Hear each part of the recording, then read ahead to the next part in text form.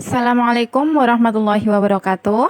Perkenalkan, saya Ayu Arvina Safitri, mahasiswa PPG dalam jabatan Angkatan 3 tahun 2023 dari LPTK Universitas 11 Maret.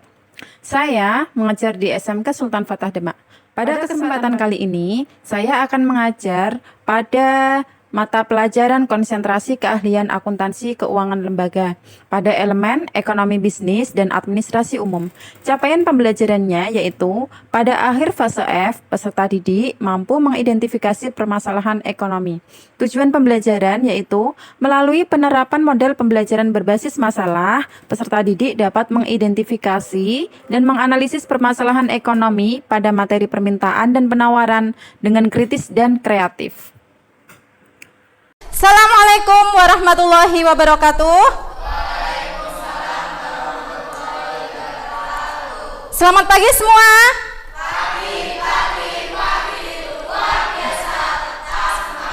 Alhamdulillah. Terima kasih semangatnya hari ini, tepuk tangan semuanya. Nah, meskipun hari ini siang hari sangat panas, tapi jiwa kita itu selalu pagi ya. Sebelum memulai pembelajaran, marilah kita berdoa terlebih dahulu supaya apa yang kita inginkan dan apa yang ingin kita capai diijabah sama Allah dan diberikan kemudahan dan kelancaran dalam belajar. Mas Rafi bisa memimpin doa. Tempat duduk siap gerak, berdoa mulai.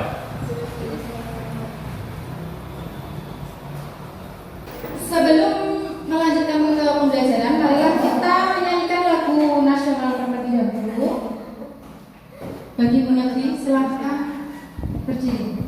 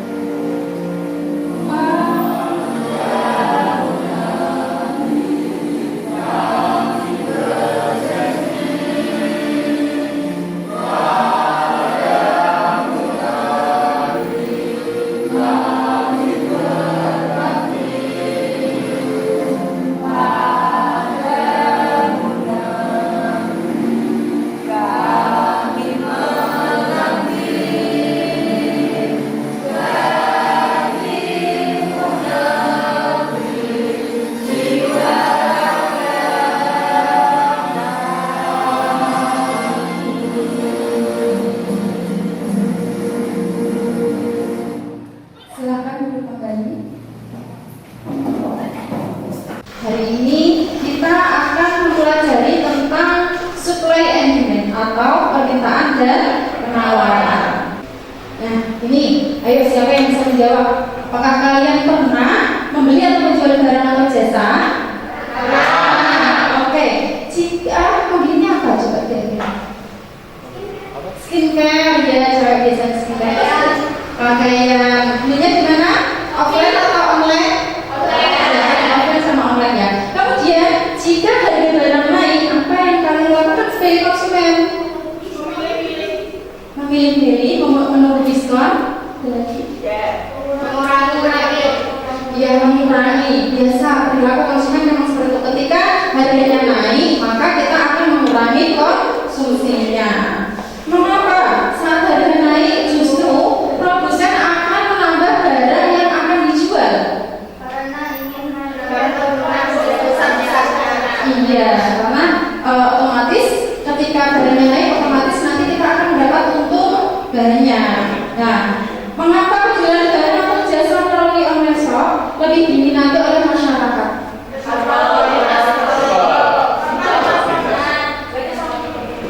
Murah, tidak membuang waktu, tidak ada diskon. Nah, bagaimana perasaan kalian ketika TikTok Shop ditutup?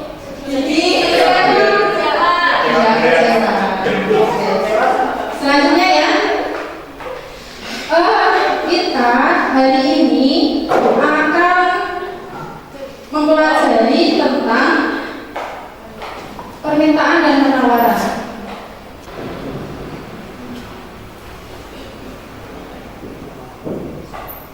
Tujuan pembelajaran kali ini yaitu melalui penerapan model pembelajaran berbasis masalah dapat mengidentifikasi dan menganalisis permasalahan ekonomi pada materi, permintaan dan penawaran dengan kritis dan kreatif.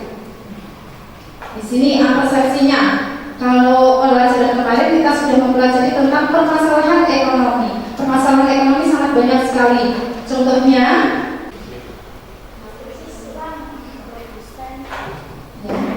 produsen, konsumen, ya, sama apa ya Bu?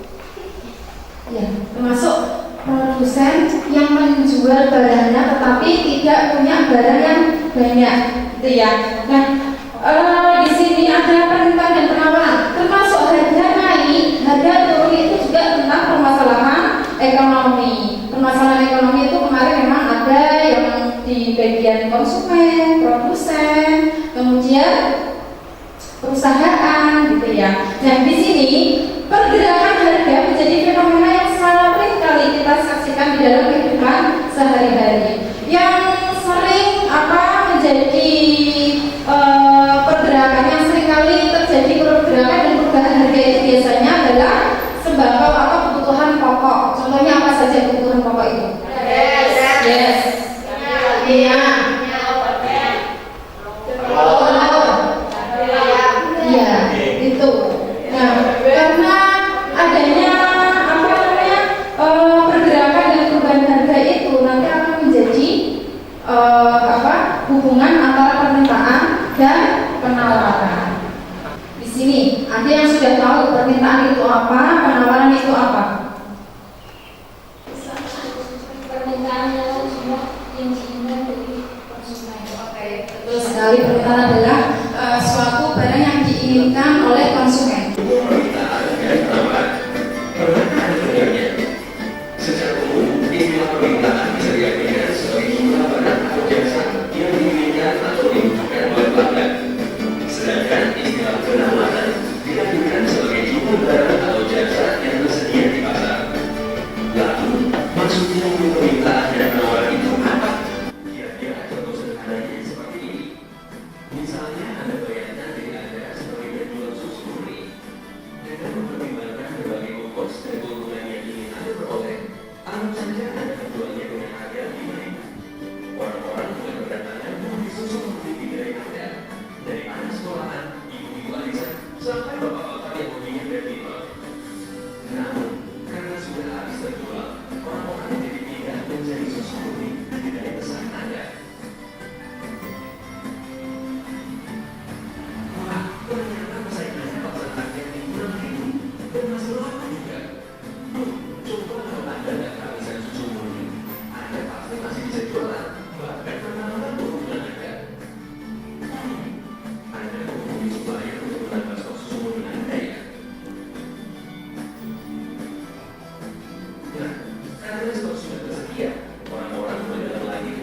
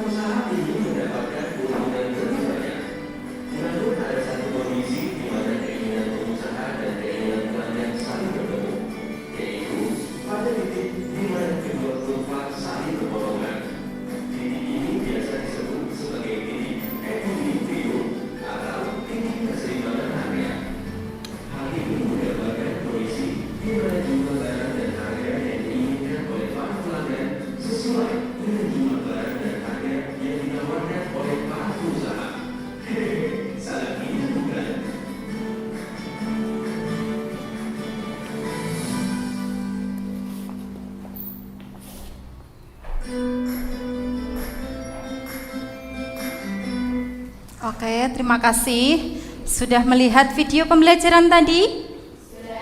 Tentang apa? Oke, kira-kira setelah kalian mengamati video pembelajaran tadi, apa yang kalian pikirkan? Ya, ya siap. Pakai mic dulu. Perkenalkan, nama saya Fitria Juliana. Saya ingin bertanya, Bu, elastisitas permintaan dan penawaran berguna untuk apa ya? Oke, saya ingin bertanya malah dibalik tanya. Oke, tidak apa-apa. Elastisitas permintaan mengukur seberapa besar derajat kepekaan permintaan terhadap perubahan harga. Sedangkan elastisitas penawaran mengukur seberapa besar derajat kepekaan penawaran terhadap perubahan harga. Itu ya jawabannya ya. Nah, sebelumnya saya perjelas lagi tadi. Untuk hukum permintaan dan penawaran, jika harga naik maka permintaan turun. Jika harganya turun maka naik. Paham? Ada yang bisa menyebutkan analisanya tadi, hukumnya tadi? Ada yang mau menyebutkan? Jika harga naik maka permintaan turun. Jika harga turun maka permintaan naik. Ada yang mau menganalisa? Mas Ida? Iya, siap.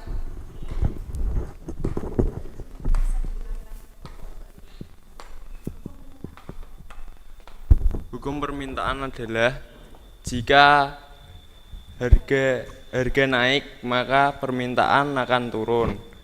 Jika harga turun maka permintaan akan naik. Itu tadi adalah tentang hukum permintaan. Selanjutnya adalah hukum penawaran bagaimana? Ada yang bisa menjawab? Kalau hukum penawaran itu searah. Jika P harga naik maka penawaran naik karena searah ya. Jika harga turun maka supply-nya menurun. Ada yang bisa memperjelas lagi? Hukum penawaran adalah jika harga naik maka permintaan akan naik. Penawaran akan naik. Jika harga turun maka penawaran akan turun. Itulah yang dinamakan dengan hukum permintaan dan penawaran. Ada yang mau ditanyakan lagi? Iya, mungkin bisa disebutkan namanya dulu ya. Perkenalkan, nama saya Nabila Putri Julia Rasya. Mau bertanya, faktor lain yang mempengaruhi penawaran itu apa, Bu? Faktor yang mempengaruhi penawaran, faktor-faktor lain. Ada yang bisa menjawab? Oke, baik. Perkenalkan, nama saya Fitri Ani. Saya akan menjawab. Ada beberapa faktor lain yang mempengaruhi penawaran, yaitu kemajuan teknologi, biaya produksi, persediaan sarana produksi, peningkatan jumlah produsen, peristiwa alam, ekspektasi atau harapan produsen, harga barang dan jasa lain. Oke, baik. Ya. Itu tadi ya, faktor lain yang mempengaruhi penawaran adalah adanya teknologi. Kemudian apa lagi tadi? Biaya produksi yang meningkat. Kemudian ya, persediaannya sarana produksi itu juga karena langka, jadi penawarannya juga akan menurun. Selanjutnya kita akan melakukan pretest dulu. Bisa dikeluarkan HP-nya untuk mengerjakan soal kuisis.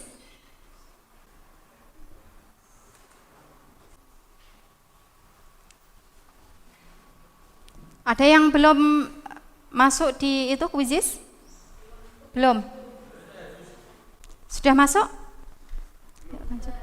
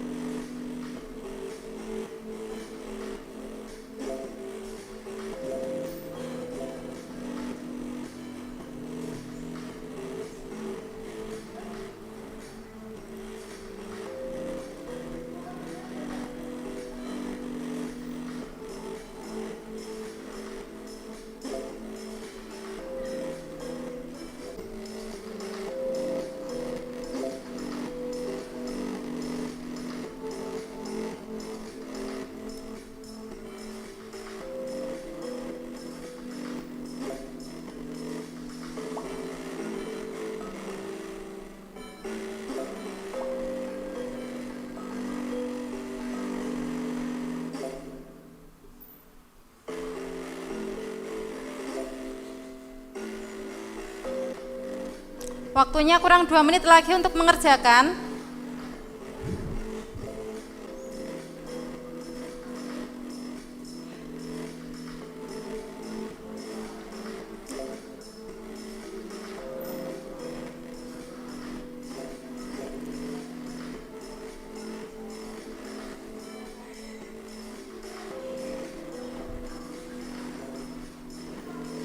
Peringkat 1 Nisrina, peringkat 2 Fitri Juliana, peringkat 3 Linda,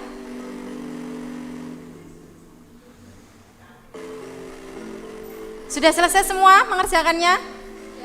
Sudah, Bu Ayu akhiri ya. Oke, tadi sudah kelihatan ya peringkatnya di HP? Sudah di layar monitor. Selanjutnya, coba untuk peringkat ini ya, peringkat 1 sampai 5 berada di sini, peringkat 6 sampai 10 studi kasus 2, peringkat 11 sampai 16 ada di studi kasus 3. Silahkan berkelompok sesuai dengan peringkat masing-masing. Dan ketua kelompoknya bisa ambil ini soalnya. Sebelum kita berdiskusi, kita lihat dulu video tentang permasalahan.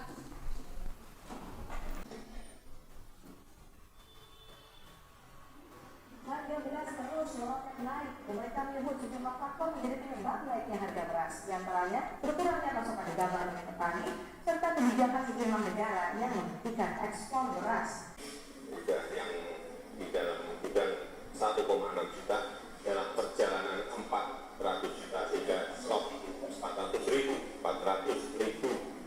sampai dengan sudah ada progresnya dan hari ini terbukti memang Bulog memiliki stok 1,6 juta, kemudian dalam persiapan 400. Ya betul Mbak Nisrina ya, karena kenapa harga beras ini naik? Karena permintaan meningkat, mungkin karena penduduk di Indonesia ini meningkat sehingga konsumsi beras atau konsumsi nasinya itu meningkat, tetapi karena kelangkaan beras ini sehingga harga barangnya itu naik. Dibuka laptopnya, dibuat powerpointnya, ada yang bertugas untuk mengerjakan soalnya.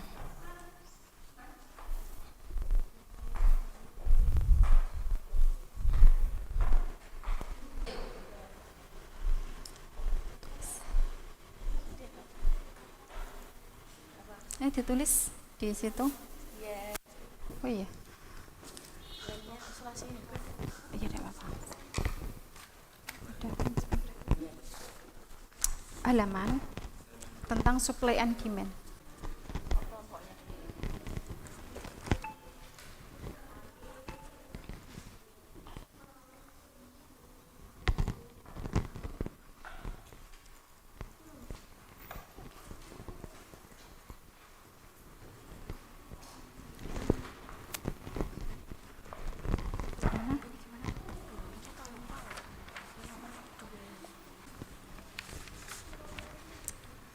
Ini tentang apa ini? Fungsi. Dan jumlah permintaannya berapa? 750. Fungsinya berarti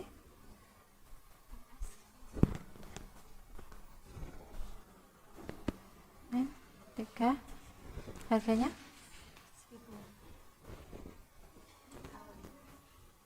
coba hitung.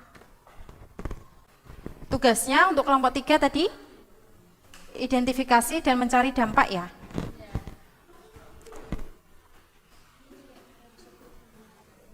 Sudah dibuat powerpointnya?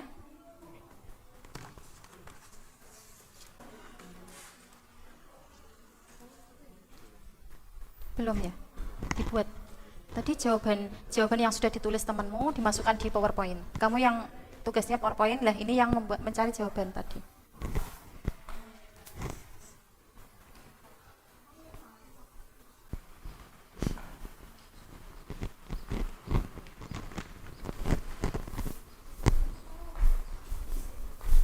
Ada kesulitan?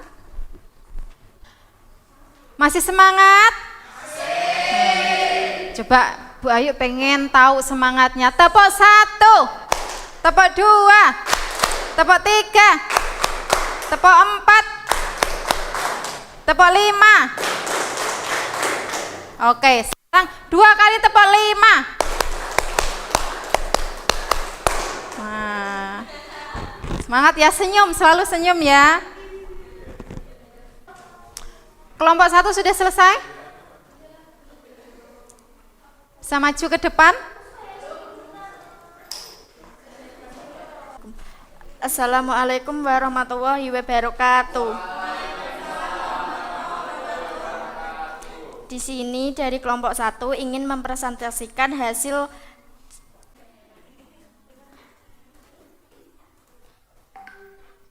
harga beras sudah naik di penggilingan. Faktor yang menyebabkan kenaikan harga beras: 1. Adanya kenaikan harga gabah. 2. Pasokan produksi padi yang menurun. 3. Adanya fenomena kekeringan. Sekian presentasi dari kami. Apabila ada salah, maaf. Wassalamualaikum warahmatullahi wabarakatuh. Assalamualaikum warahmatullahi wabarakatuh. Perkenalkan, nama saya Linda Puspita Dewi. Di sini saya ingin membacakan presentasi saya dari kelompok studi kasus kenaikan harga minyak goreng. Gunakan minyak goreng itu secukupnya dan pedagang harus bisa mengatur jual belinya. Apakah ada pertanyaan lagi?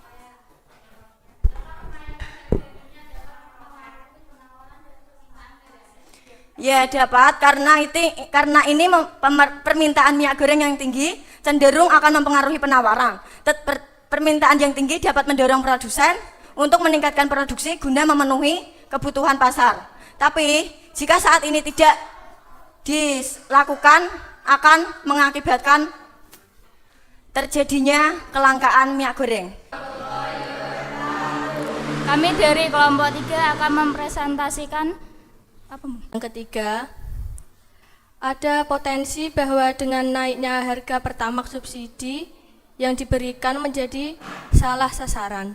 Yang keempat, inflasi akan meroket, stagflasi mungkin terjadi. Teori-teori pendukung, yang pertama mengurangi pengeluaran konsumtif dengan melatih diri. Terus memaksimalkan jumlah penumpang dalam satu kendaraan. Lalu menggunakan mode transportasi non BBM atau biasa BBM listrik. Lalu yang terakhir, usahakan mengurangi kegiatan keluar rumah untuk urusan tidak penting. Ada yang mau ditanyakan? Dampak kenaikan Pertamax dan harga pangan akan menurunkan daya pembeli masyarakat. Lalu ada potensi bahwa dengan naiknya harga Pertamax, subsidi yang diberikan menjadi salah sasaran. Presentasi saya tutup. Wassalamualaikum warahmatullahi wabarakatuh. Tadi sudah selesai presentasi semua ya? Kira-kira bagaimana? Sudah paham belum tentang permintaan dan penawaran dengan kaitannya dalam kehidupan sehari-hari? Sudah paham ya? Jika nanti harganya naik, otomatis permintaan menurun. Jika itu hukum permintaan ya, jika harganya turun maka permintaan naik. Kemudian kalau hukum penawaran, jika harganya naik maka penawaran ikut naik. Jika harga turun maka penawaran ikut turun. Nah, kalau permintaan itu berbanding arah, kalau penawaran itu searah. Oke, what do you feel? Apa yang kalian rasakan setelah mempelajari kegiatan hari ini? Mempelajari permintaan dan penawaran. Bayu pengen lihat dengan cara kalian scan barcode di sini, diisi di G-form.